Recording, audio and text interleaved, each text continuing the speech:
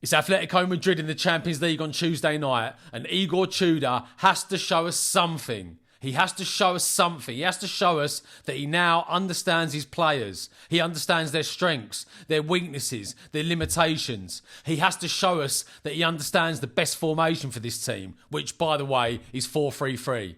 He has to show us that he understands. And a good performance against Atletico Madrid, one of the top teams in Europe, can breed some confidence in the players and help us roll into the next set of games with renewed belief that we can beat the drop and save this absolutely hideous season that we've had so far. In this video, we're going to look at Tudor's 3 previous games and the setup of the team and show exactly where he's gone wrong and what he needs to do to fix it for the Atletico match. Very quickly, just before we get into that, I was watching the results coming from the Championship at the weekend, and Millwall notched another victory. They're up to 3rd in the league. Now, it dawned on me, and just think about it.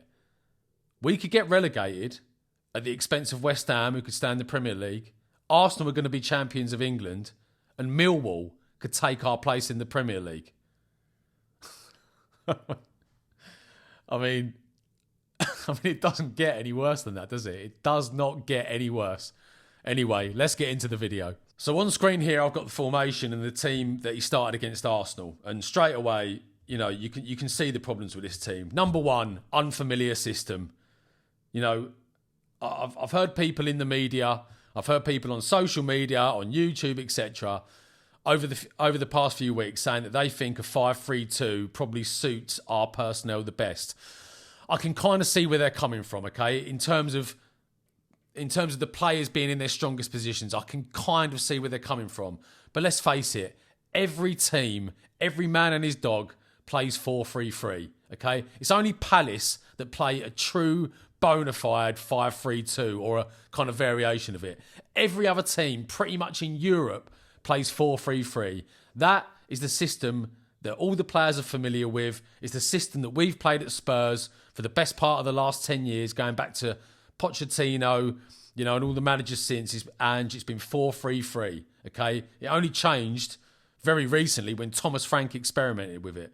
We know that that's Tudor's preferred formation. It doesn't work. Doesn't work. These players are not familiar with it. You can see on screen here, immediate problems. João Palhinha, your best defensive midfielder, playing at right centre-back. Jed Spence and Archie Gray, left wing back and right wing back. Number one, Archie Gray is not a wing back. He's not a full back. He's not a fucking striker. He's not a goalkeeper. He's a central midfield player. And he's the only one of a very few that is showing any sort of fight or determination or taking responsibility. You know, we saw it against Palace. He's a central midfield player. He must play in central midfield. Jed Spence playing on the left. Again, he won some plaudits when he first broke into the first team, playing at left back. He's not a left back. He's a right back. He's actually a right wing back. But he's right-footed and he's a right-sided player. He kind of gets stuck there because he's done okay there. But he's not a left-sided player. He's very limited on that side. Yes, he's a good defender. But when he goes forward, gets to the edge of the box, his delivery is absolute toilet. He's got no left foot whatsoever. Stick him on his strongest side if he's going to play at all. There was a left back on the bench, Sousa. We bought him in January. Use him. He's a left back. You saw that when he came on against Fulham, he's natural there. His movement is natural. He's left-footed. He knows the position. If you're going to play that system, and I hope we don't, Sousa on the left side, Spence on the right side, or ideally Pedro Porro. The other problem with this system and the personnel within it, so your 3 central midfielders, Conor Gallagher, Basuma and Pape Sarr, none of them are good passers of the ball. None of them. None of them pass forward. They're crabs. They're sideway passers. The only decent passer of the ball, I mean, this beggars belief, really, the amount of midfielders we've got. But the only real decent passer of the ball we've got in central midfield is Rodrigo Bentancur. And we're not going to see him again this season. He's the only one that looks forward and he can sort of whip and sort of thrash a nice pass into the forward players. These 3 players, in that system, even if they do have possession, they're never going to find the front players because they don't have the ability. They haven't got the passing ability. Okay, they're workmanlike, they're tacklers, they're short passers. They're not progressive passers. So, I mean, you saw it in the result. We got absolutely battered from start to finish. This system doesn't work. And so, on to the next one.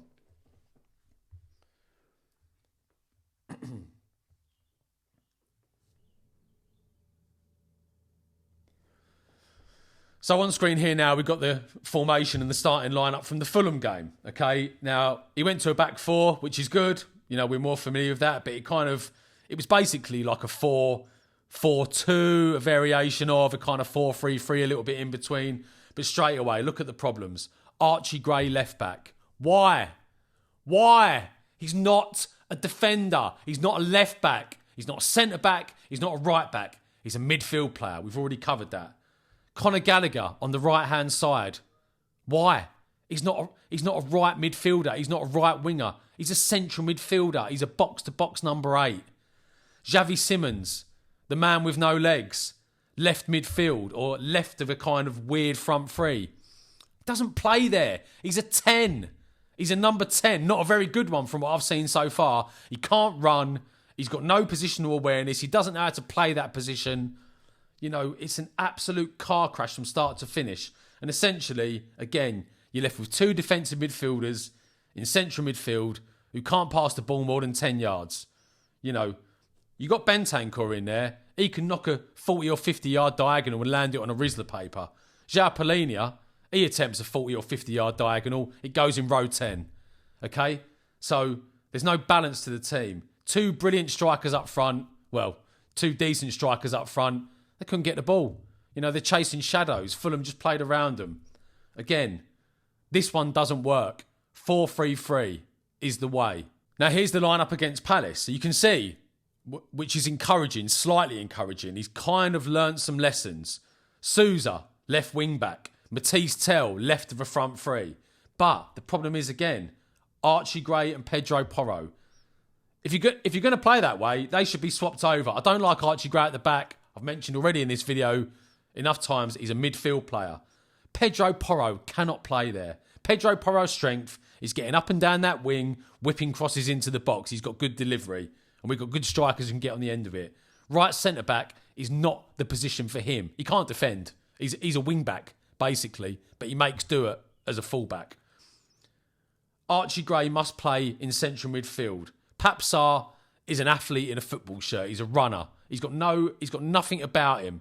I've never liked him. He shouldn't be in the team. Again, like I mentioned just previously, Palhinha and Sarr, they can't pass. They can't pass forward. So you've got 3 forwards there, 3 good forwards as well. Kolo Muani, Solanke, Matisse Tell.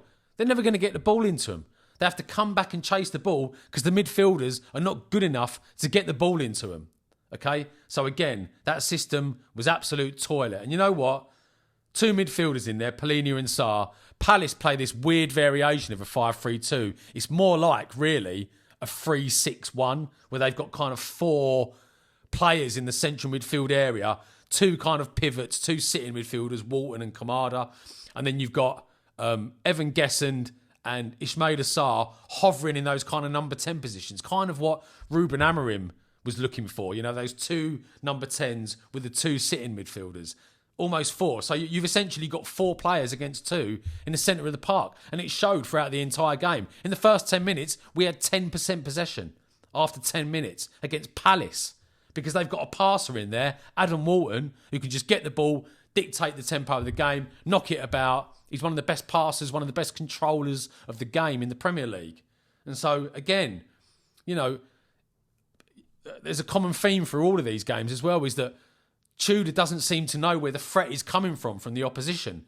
You know, Walton is Palace's best player. The first thing you do, in my opinion, is just you stick a man on him, man for man. Don't let him move. Don't let him turn. Don't let him look up.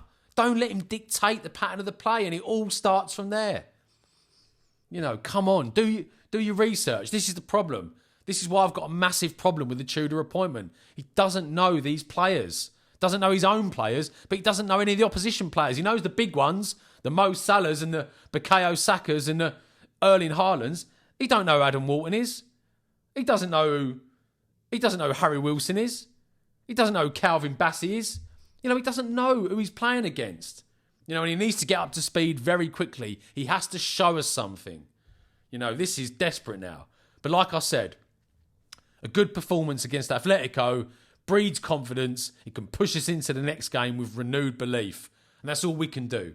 And now get into the Atletico game. So up on screen here, I've got the formation and the personnel that we should play against Atletico on Tuesday night, but also pretty much for the rest of the season, okay, with the players we've got available. Now, you'll obviously notice I've got Mickey van der Ven at left back here, and that's because Sousa isn't in the Champions League squad, so we can't play him. Jed Spence is either injured or he's just come back from injury. I wouldn't fancy him there either, not against a team of this calibre.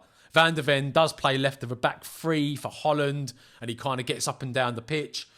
He's left-footed. I think he'd be all right there. He's a decent enough defender. So you can see a 4-3-3. A left-back, a right-back, two centre-halves.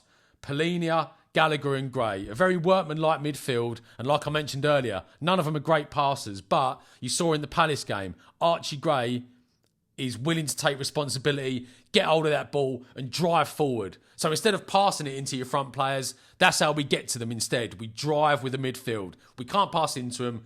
Those three players are not good enough passing-wise, but they can, especially Gallagher and Gray, they can provide drive. Get hold of that ball, drive forward, and then make something happen. Play the short pass that they're capable of. And then we've got our front three, Matisse Tell. I'm not his biggest fan, but that's his natural position. Square pegs in square holes. Stick him there. Obviously, Dom Solanke. Kolo Muani on the right. Again, not his natural position, but he's a forward. He's tenacious. He's feisty. He can do a job there. So really, out of the 11 players, you've got two that you could call kind of out of position. Van der Ven, Kolo Muani. They're experienced enough. They're good enough to perform in those roles. Now, in terms of the Atletico team, I'm not going to lie, full disclosure, I haven't watched an Atletico Madrid game for God knows how long, but I do know a lot of their players and I know how they play, what types of players they are, just from watching them over the years, not only for Atletico, but for different clubs as well. And from doing research, their formation, their starting formation, always comes up as like a flat 4-4-2. But if you look at the personnel with the team, I think it's more like a variation of a 4-3-3, basically. So you've got your back four, obviously. You've got your two holding midfielders, Johnny Cardozo and Koke. Very good with the ball, very good at controlling the tempo of the game. You've got your kind of floating number 10, you're almost false nine, your floating striker, which will be either Alvarez or Griezmann. And then you've got your front three. You've got Soloff up front, the pound shop Erling Haaland. You've got Almada on the right and you've got Ademola Lookman on the left. Now, you look at that there, the formations are largely matched up. Okay, it's largely player for player. You know, Polinia is a good player to take care of their kind of floating number 10, whether it be Alvarez or Griezmann. I think it's probably slightly easier with Alvarez because Griezmann, we know, goes all over the place and pops up all over the pitch. Very difficult player to track. But, you know, we're matched up pretty well there. Their team is a lot stronger than ours. Player for player, they're better coached. Obviously, they've been together a long time. It's going to be a tough game. But, like I've said throughout the video, even if we lose, as long as we're competitive, as long as we don't get spanked 4-0, if it's a tight 1-0 defeat or a 1-1 draw, as long as we put in a good performance and we compete against a team like Atletico Madrid, that will give the players unbelievable confidence to roll into the Liverpool game where we play the same formation, we stick to the system, we believe in ourselves and we go from there. Look, I'm not expecting to beat Atletico in either leg. I'm not expecting to beat Liverpool. I think we're going to get beaten probably in all three games. As long as we're competitive, as long as we're close, as long as we get beaten by a fine margin, that's all we need. And then the 4 games after that, they're the ones. They're the ones that we need to win. And if we win those, and we can win those, with confidence, with a proper system that the players are comfortable with, we can win those games. The relegation argument is put to bed, and we roll into next season. We get a new manager, hopefully Mauricio Pochettino, and all is rosy again. Okay, obviously there's a lot of other problems. But in the short term, Tudor, you have to show us something. You have to show us what I've just demonstrated on screen there. That is the only way to play. I hope you like the video, guys. Leave your comments in the comments section below. I'll respond to as many as I can. And if you like this kind of content, also let me know. Think about hitting like if you do. Subscribing to the channel. Let's build this community. I'll see you after the Atletico game. And we will see what Igor Tudor and our players come up with. But in the meantime, let's be positive. Let's believe. Come on, you Spurs. Let's get out of this mess and let's go on to finish on a high this season. Come on.